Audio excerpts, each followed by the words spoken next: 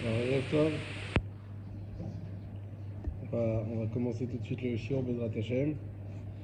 Alors qu'on va faire pour la Refoua Shelema de Sarah Bat Nouna, Leavdi Ben Chaim Lametim, Yonishmat, Shiri Bat Yossi, Kfir Ben Yarden et Ariel Ben Yarden. Alors, la Parashat Teruma, elle est au niveau de l'histoire, c'est très facile à résumer. C'est en 2 mots. Il n'y a pas grand-chose qui se passe d'historique dedans. En fait, on a Hachem qui va parler à Moshe et qui va lui dire mais il faut que tu parles au Bnei Israël. Vikroli Teruma. Il va falloir que chacun mette la main à la poche parce que c'est l'heure de construire le Mishkan. Il va falloir construire un Mishkan. On va évidemment développer ce que c'est le Mishkan. Mais en 2 mots, c'est la maison d'Hachem. C'est la maison d'Hachem et Hachem il réclame à Moshe que chaque juif participe à cette mitzvah. Et toute la paracha, on va détailler exactement comment va être construite, quelle mesure, et tous les kelim qu'il y aura, tous les ustensiles qu'il y aura dans ce Mishkan. Et on va parler notamment des Kruvim, vous savez, les 2 anges qui se faisaient face, qui pouvaient se retourner en fonction de l'état dans le clan Israël. Lorsque le clan Israël était en paix, alors les 2 anges se regardaient, et miraculeusement, lorsque le clan Israël était séparé, alors les 2 anges se tournaient la face. Il y a beaucoup à dire sur ces anges, de savoir de base comment c'est possible d'avoir des figures, parce que c'est un petit peu antinomique, ça ressemble un peu à de la Vodazara, d'avoir des figures d'anges comme ça. Mais bon, c'est pas le sujet qu'on va développer. On va parler de la Ménorah, donc ce célèbre candélabre à 7 branches, donc, et qui va être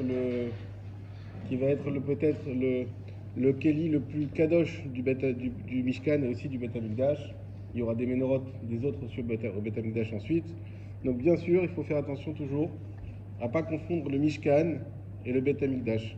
Le Mishkan, c'était un endroit qui était portatif, une sorte de tente qui se démontait et remontait. Et c'est là où il y avait tous ces kelim-là, et où il y avait la Torah, les luchot, les tables de la loi, qui seront gardées dans le Haron. Il y a aussi donc le Haron. Le Haron, c'était une sorte d'armoire aussi portative. Vous avez dû voir avec les bâtons qui passaient sur chaque côté. On voyait les gens qui portaient ça comme ça, on voit ça dans les photos. Donc on parle de ça. Il y a des mesures qui sont très précises sur le Haron. Et c'est intéressant parce que dans le passouk on dit Asher Maré Otra, que je t'ai montré. C'est-à-dire que chacun de ces kelis, chaque chose, Hachem l'a montré à Moshe. Ça veut dire qu'il en a fait une sorte d'hologramme. Il a montré à Moshe, voilà comment ça doit être. Il ne fallait pas laisser, on sait que, on l'a déjà dit souvent ici, il y a certaines mitzvot, certains moments historiques où Dieu va se rallier à l'homme pour laisser à l'homme une bonne partie, et ça va être une association comme ça. Là, certes, c'est l'homme qui va construire, mais il est primordial que ce soit exactement à l'image que Dieu a décidé. Et on ne laissera pas de pouvoir d'interprétation à l'homme. Et donc on aura Moshe qui aura cette image holographique et qui voit exactement comment il faut construire chaque chose. Et comme ça, ensuite, quand on le construira, on pourra faire exactement comme Dieu l'attend et comme Dieu l'a décidé. Et comme ça, tout au long de la paracha, c'est qu'une paracha, on voit les mesures et les kelim, et c'est tout. Il n'y a pas d'histoire, rien du tout. C'est important de savoir quand est-ce que ça se passe aussi, parce que on finit avec l'histoire de Mishpatim, à la fin de Mishpatim, quand Moshe monte au Har Sinaï, et puis là tout d'un coup va commencer tout un tas de halachot, de lois, des commandements qui vont arriver. Alors, quand est-ce qu'on est dans l'histoire? Et bien dans l'histoire, on est justement lorsque Moshe il arrive au Har Sinaï. Là il est avec Hachem. Et ça des fois on l'intègre pas toujours quand on arrive dans cette paracha. Moshe il est en haut du Har Sinaï, et là c'est un moment où il est seul avec Hachem, et tout ce qu'on va lire dans Teruma, dans Tetzavé, jusqu'à Kitissa, tout ça c'est lorsque Moshe est avec Hachem. Et la première chose donc qui doit avoir son importance, la première mitzvah que Dieu va demander à Moshe lorsqu'il va le voir, c'est de faire le Mishkan. On va développer ça exactement. Pourquoi c'est si important ce Mishkan? C'est aussi intéressant, tout comme d'habitude, on fait le lien avec la Haftara. Et ben, la Haftara, tout naturellement, elle parle de quoi? Du Beth Amikdash, du temple, qui était grandeur nature, la même chose que le Mishkan.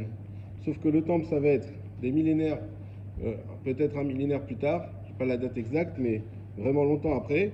Et à ce moment-là, on a Shlomo, le fils de David Améler, du roi David, qui va être missionné déjà par son père, qui aura tout fait, qui aura fait les plans du Beth Amikdash, qui aura réuni l'argent, parce qu'évidemment le Beth Amikdash, ça va être quelque chose vraiment de somptueux, quelque chose d'incroyable, qui va coûter très très cher.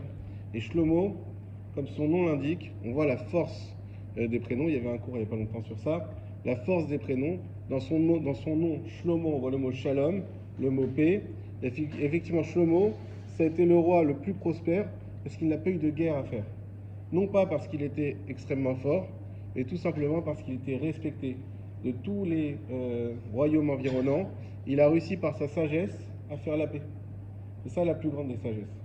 C'est être capable de faire la paix avec tout le monde, tout en réussissant à garder bien sûr sans pour autant laisser le royaume d'Israël, sans pour autant faire des concessions. Il a réussi à faire la paix.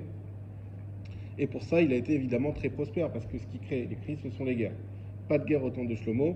C'était tellement un moment tellement idyllique pour le clan d'Israël que c'est une période où on n'acceptait pas les convertis.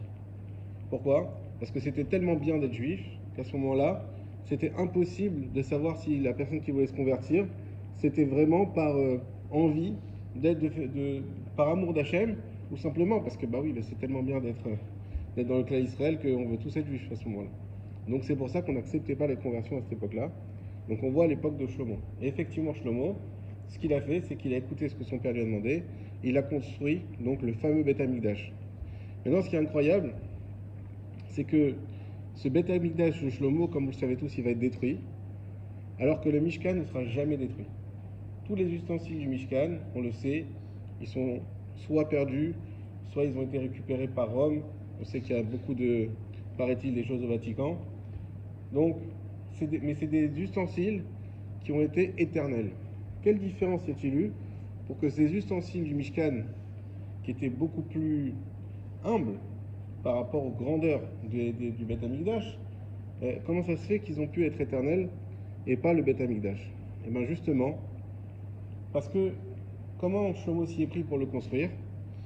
Déjà, il s'agissait de l'argent qui était son propre, de l'argent du trésor royal, mais qui n'était pas de l'argent où tout le monde a pu participer. Alors que là, le Mishkan, c'est ce qu'on va demander, Veikruli Teroma, chacun va pouvoir participer. Le fait que chaque juif puisse participer et mettre de lui dans ce Mishkan, ça va le rendre éternel. Et à part ça, on sait que le Mishkan va être uniquement édifié par des juifs, alors que Shlomo va avoir recours à de la main-d'œuvre goy pour faire le Beth Amikdash, et c'est ce qui fait que le Beth Amikdash, il n'aura pas cette pointe d'éternité comme a pu avoir le Mishkan. Ça, c'était pour le rappel général de la paracha de l'Haftara. Maintenant, on va s'arrêter sur quelques points et essayer de comprendre, Bezrat Hashem, des points et des messages qui sont très forts dans cette paracha, qui de prime abord sont très techniques. Effectivement, c'est des mesures, c'est des matériaux, oui. Alors, est-ce qu'on peut éteindre? Oui, on peut éteindre. Alors.